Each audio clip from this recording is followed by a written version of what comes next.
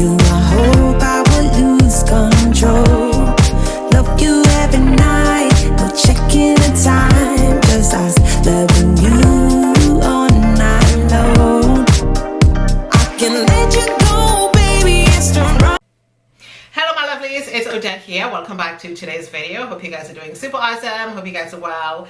Thank you for watching and thank you for tuning in, and I'm going to please ask that you thumbs up this video. I will desperately appreciate it, and of course please watch the video to the end. And so in today's video I've created this very soft pink smoky eye look for you guys, and I want to know your thoughts in the description box. Let me know what you think. My skin is completely cleared up, but this is how I will do my makeup, very little, and I really love the way this has turned out. So I do thank you guys so much for watching and for tuning in today. Please enjoy the video, and of course leave your comments in the description box below. Toodles, bye.